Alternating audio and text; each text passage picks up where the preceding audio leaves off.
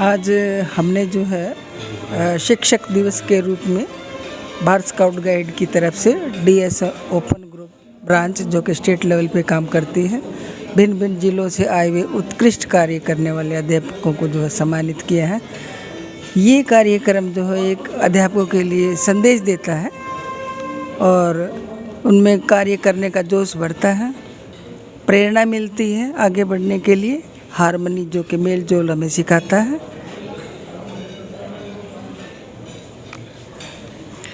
आज DS open group की तरफ से पानीपत में ये मैडम सरोजबाला गुरुजी हर साल अध्यापकों को सम्मानित करते हैं। जो जिन अध्यापकों ने उत्कृष्ट कार्य किया है अपने अपने फील्ड में, शिक्षा विभाग में, अलग अलग सामाजिक कार्यों में, उनको हर साल उनको निमंत्रण दे करके उनको प्रशंसा पत्र देते हैं।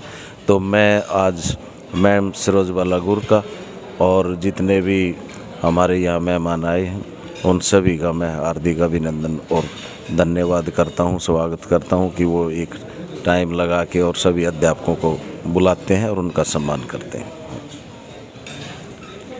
सर नमस्कार। आज जो ये यहाँ पर पानीपत के अंदर एक राज्य स्तरीय कार्यक्रम किया गया है 5 सितंबर की पूर्व वेला पर, और ये पिछले 5 वर्षों से मैडम सरोजबाला गुरु जो एजुकेशन डिपार्टमेंट में डिप्टी डायरेक्टर के पद से सेवानिवृत्त हुई हैं, वो हर वर्ष जो राज्य के उत्कृष्ट शिक्षक होते हैं उनकी काबिलियत को देखा जाता है कि किस अध्यापक ने कितना अच्छा कार्य किया है और उनका चयन किया जाता है। उस चयन के आधार पर प्रतिवर्ष डीएस ओपन ग्रुप के बैनर तले हरियाणा राज्य भारत स्काउट एंड गाइड की इकाई है, इसके बैनर तले उन अध्यापकों को सम्मानित करने का एक बहुत ही अच्छा कार्य कर रही है, जिससे अध्यापकों को प्रेरित करता है अच्छे अच्छे कार्य करने के लिए, नए इनोवेशन के लिए। तो हम यहाँ पर आज अपनी पूरी टीम के साथ पहुँचे थे। मैडम का और जो जितने अलग अलग ज़िलों से अध्यापक आए हैं उन सभी का बहुत बहुत धन्यवाद करते हैं।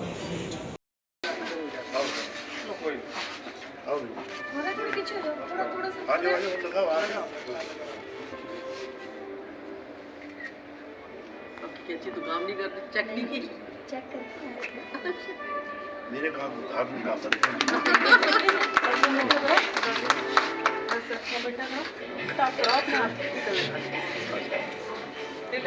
मैम का मुंह मीठा करो, तिलक हो गया। अच्छा आप मैम का करो।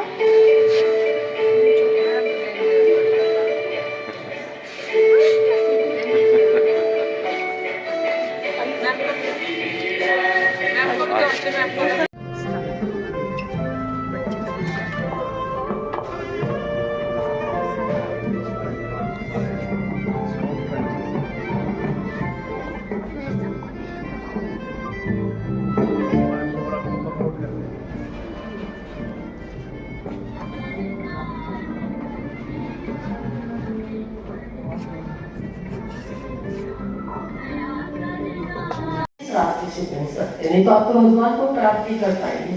तो गुरु की महिमा सबसे ज्यादा है और सबसे पहला गुरु माँ है। तो अंतर्राष्ट्रीय जश्न 94 से मनाना शुरू हुआ, 5 अक्टूबर को मनाते हैं वो, हम 5 सितंबर को मनाते हैं। और हमारा शिक्षक दिवस राधा कृष्ण जी के उसलिए क्योंकि बहुत बड़े फिलोसफर रहे, दार्शनिक रहे हैं और उन्होंने 40 वर्ष तक अध्यापन कार्य किया है, 40 वर्ष तक, और अध्यापन कार्य में उत्कृष्ट तरह के, जैसे कहते हैं उच्च स्तर का उन्होंने बच्चों को शिक्षा दी है। तो उनके विद्यार्थियों ने सबसे पहले कल्पना की कि हम इनके जन्म दिवस को शिक्षक दिवस के रूप में मनाएं, और तब से ही मनाया जा रहा है। तो इधर हमारे शिक्षक दिवस की परंपरा की मैंने बात की। अब बात करना चाहूंगी कि शिक्षक होता कौन है, शिक्षक का दायित्व क्या है, हम शिक्षक क्यों कहलाते हैं, गुरु क्यों कहलाते हैं, तो उसकी महिमा क्या है। तो हमारे भाई ने अपने खुर्शीदी ने अभी एक पढ़ के सुनाया लॉर्ड मैकॉले का, और ये 1833 का डॉक्यूमेंट है, ये रियल डॉक्यूमेंट है कि अंग्रेजों की बड़ी समस्या आ रही थी यहाँ पर जब शासन कर रहे थे कि हम यहाँ पर शासन क्यों नहीं कर पा रहे, ये हमारा इतना विरोध क्यों करते हैं, हम इनको काबू क्यों नहीं कर पा रहे। तो उन्होंने यहाँ स्टडी किया, स्टडी करने के बाद ये तथ्य निकाला कि यहाँ की जो शिक्षण प्रणाली है, बड़े बड़े स्कूल नहीं थे आप जैसे दिखते, ऐसे विद्यालय नहीं थे। मंदिर था तो वहाँ शिक्षा हो रही थी, गुरु आश्रमों में शिक्षा हो रही थी, और शिक्षा प्रणाली ऐसी थी कि ऐसे ऐसे विद्यार्थी गढ़े जाते थे कि जिनकी कल्पना की नहीं जा सकती थी। संस्कारित होते थे, नैतिक शिक्षा और अपना वैदिक जो हमारा धर्म है उससे जुड़ाव, हमारी विरासत से जुड़ाव। केवल शिक्षा का मतलब अक्षर ज्ञान नहीं होता, पढ़ना लिखना शिक्षा नहीं कहलाता। शिक्षा में ये सारी चीजें आती है। तो हमारे उस समय का जो संस्कारित जो हमारा सारे विद्यार्थी थे, उस समय की हमारी जनता थी, इतनी ज्यादा शिक्षित थी। शिक्षित माने हर तरह से शिक्षित, संस्कारित, अपनी जड़ों से जुड़े हुए, अपनी विरासत से जुड़े हुए, अपने धर्म से जुड़े हुए, अपनी संस्कृति और सभ्यता से जुड़े हुए थे कि उसको तोड़ पाना मुश्किल था। तो बकौला ने सजेस्ट किया तो एक ही तरीका है इसको तोड़ने का, कि हम अपनी शिक्षा प्रणाली यहाँ पर लागू करें और इनकी शिक्षा प्रणाली को ध्वस्त करें, खत्म करें, तभी हम इन पर राज कर पाएंगे। और तब अंग्रेजों ने ये शिक्षा प्रणाली शुरू की थी। और क्योंकि सरकारी नौकरी सबको चाहिए, सब चाहते भी ऐसी नौकरी मिले जो सुरक्षित हो, जहाँ पे कोई निकालने की कोई चांस ना हो, तो सरकारी नौकरी कंपल्सरी कर दिया। जो स्कूलों में पढ़ेंगे, अंग्रेजी सीख के पढ़ेंगे, उन्हीं को नौकरी मिलेगी, बाकियों को नौकरी नहीं मिलेगी। इस तरह से जोड़ के उन्होंने हमारी जो शिक्षा प्रणाली थी उसको ध्वस्त किया और एक शिक्षा प्रणाली शुरू की। और कहना नहीं चाहेंगे, आजादी के बाद बहुत से बदलाव होने चाहिए थे, लेकिन हमारे ये दुर्भाग्य कह लो या कुछ कह लो कि हम उस तरह से एकदम से बदलाव नहीं कर पाए। लेकिन शिक्षा प्रणाली हमारी फिर भी बहुत स्ट्रॉन्ग थी। हम जो पुराने, आज मैडम गुरु है जो पुराने विद्यार्थी, मैं भी पुराने विद्यार्थी, ऐसे स्कूलों में पढ़े, आज तो सुविधाएं बहुत ज्यादा है। हम तो टाट पट्टियों पर बैठ के पढ़े विद्यार्थी हैं, डंडे खाए हुए, सजाई ली हुई, हम लोगों ने मुर्गे बने हुए, सब किया हुआ हमने, ऐसे शिक्षा प्रणाली से पढ़े हुए थे। तब ऐसे ऐसे विद्यार्थी निकल के हमारे देश के इंजीनियर, डॉक्टर्स, पायलट्स, आप सेना में देखिए, कहीं देखिए, हमारा वर्चस्व कितना हो गया है। यह हमारे गुरुओं के कारण हुआ है। एक कच्चे घड़े की तरह से बच्चा हमारे पास आता है, बिल्कुल कच्चा घड़ा होता है, उसको अपने आकार देना होता है और उसको ऐसे ठोक ठोक के पकाना होता है, ऐसा कड़ा करना होता है कि वो आने वाले समय में सभी स्थितियों से निपट सके, मुकाबला कर सके, जीवन में अपनी राह बना सके, अपने भविष्य का निर्माण कर सके। ऐसा हमें उस बच्चे को बनाना होता है, संस्कारित करना होता है, नैतिक शिक्षा उसको दी होती है। क्या हमारे समाज के लिए दायित्व है, हमारे क्या हमारे राष्ट्र के लिए दायित्व है, ये भावना हमने बच्चे के उस मन में बचपन में, क्योंकि हमारा जो मन विकास होता है, मानसिक विकास, वो उसी समय होता है, स्कूल गोइंग बच्चों में होता है। उसके बाद वो पक जाते हैं घड़े, उसके बाद आप कुछ भी डालना चाहो मुश्किल होता है। कच्चे घड़े को आकार दिया जा सकता है, वो आकार देने का काम, उसके एक चरित्र का निर्माण हम करते हैं, शिक्षक करते हैं। इसलिए शिक्षक की महिमा है। और मैं कहूँगी शिक्षक तो नौकरी तो देखो सब करते हैं, सबको अपना परिवार चलाने के लिए रोजगार चाहिए, लेकिन ये इतना नेक काम है। दो काम में नेक मानती हूँ, एक तो शिक्षक का और एक डॉक्टर का।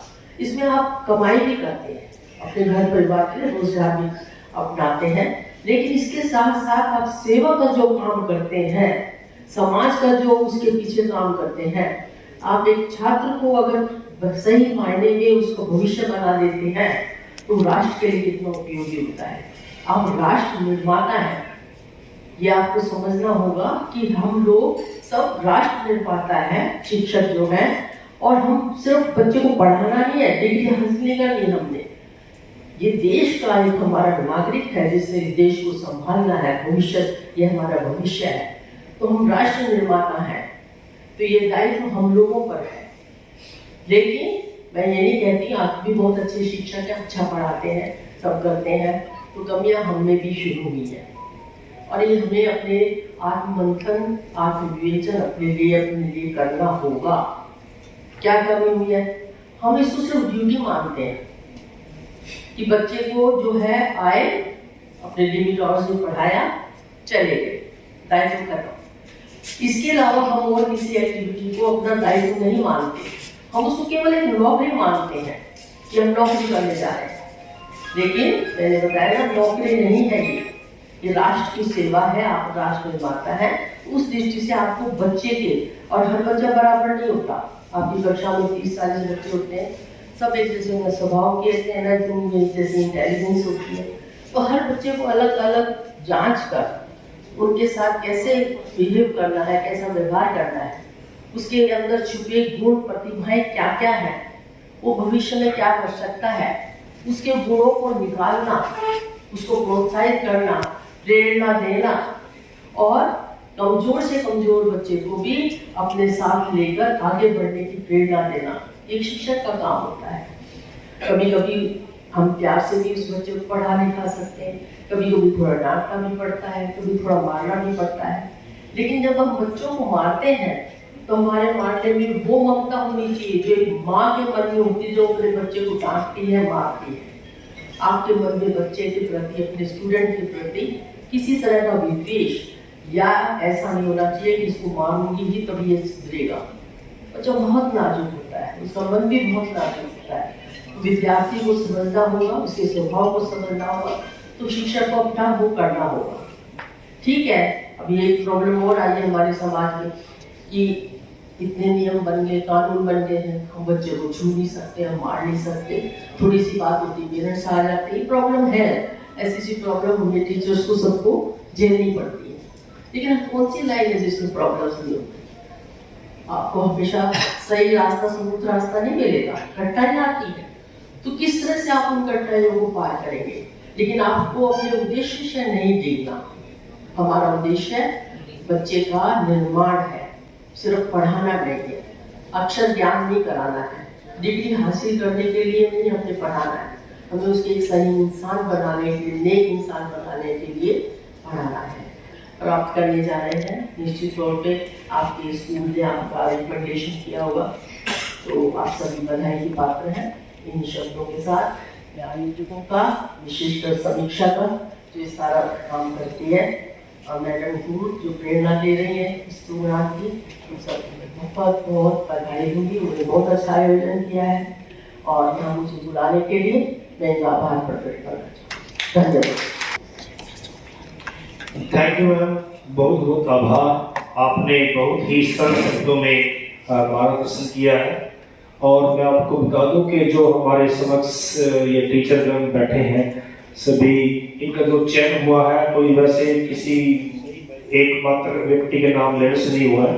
इनका किसी न किसी क्षेत्र में कहीं ना कहीं उल्लेखनीय योगदान रहा है, जिस कारण से इनका चयन किया गया है आज इस पावन अवसर पर। और हमारे बीच अनिल सैनी जी हैं, उनका 2 मिनट के लिए वो चाहते हैं। अनिल सैनी जी सिर्फ 2 मिनट, और उसके बाद तो मैं मुख्य अतिथि श्री ओपी मॉडल से निवेदन करूंगा, और हमारे मुख्य अतिथि निर्मल दत्त जी, अनिल जी, सुरेश जी एक मंच पे आए, और जो हमारे अध्यापकगण हैं उनको जिस कार्य के लिए आज विशेष रूप से उल्लेखनीय योगदान के लिए, उत्कृष्ट सेवाओं के लिए उन्हें आज प्रशंसा पत्र दिया जा रहा है कि आए और अपने कर कमरों से उनके प्रशंसा पत्र देकर उनका मान सम्मान करें। मुख्य अतिथि जन से मैं पुनः अनुरोध है कि वो मंच पर आए।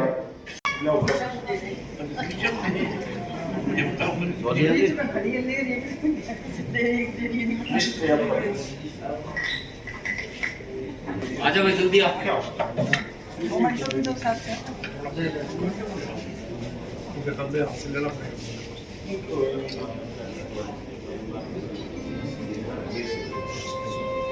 चलते रहो थोड़ा स्पीड।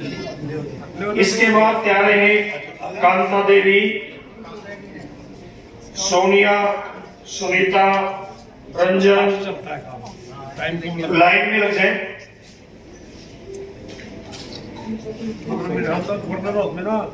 एक घंटे के अंदर पूरा प्रोग्राम कांता जी,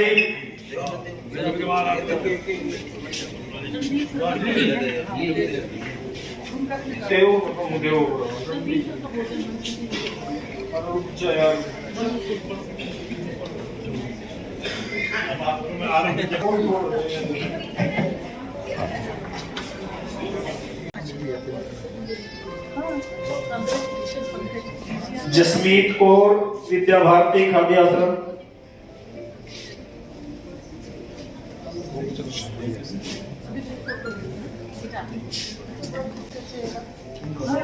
हो जाएगा जी।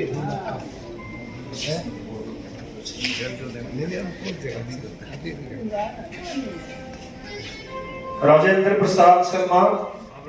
सीनियर सर्विस सुरेश जी आप भी आओ सर।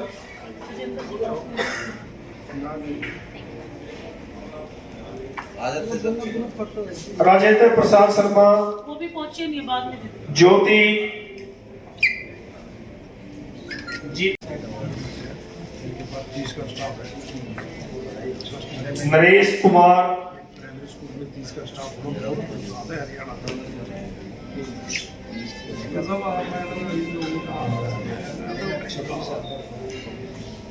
संजय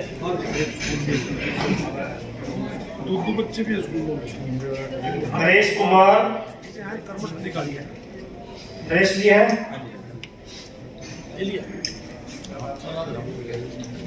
अनिल कुमार बड़ोली खास सोनभद्र। लीडर्स है उनको खुद डिपेंड करता है। सुरेंद्र कुमार खानपुर खुर्द। शिक्षा क्या नाम था?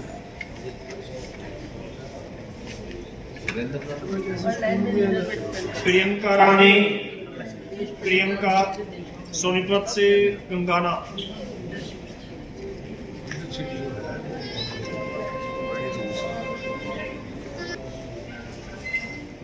भूपेंद्र सिंह रामगढ़।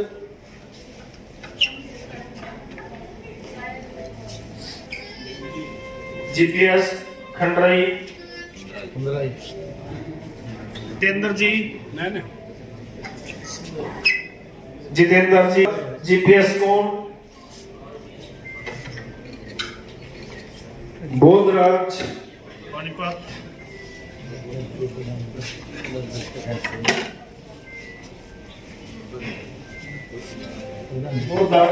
बोधराज जी के बाद है मनोज कुमार। मनोज कुमार जी गुडवा से।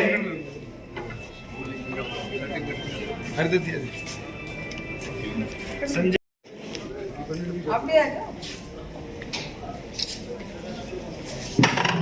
आ जाओ ना, फोटो खींचना ना इधर आ क्या करोगे फोटो? आ जाओ जाओ यार। घर में तो मैं भी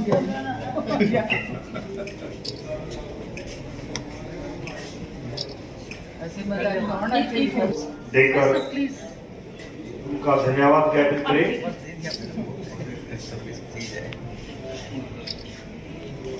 कुछ नहीं होता।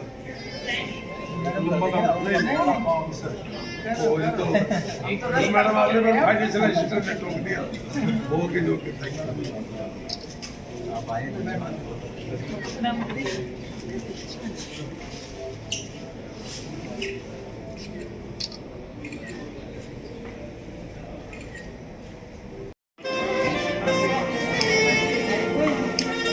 इधर मैडम जी।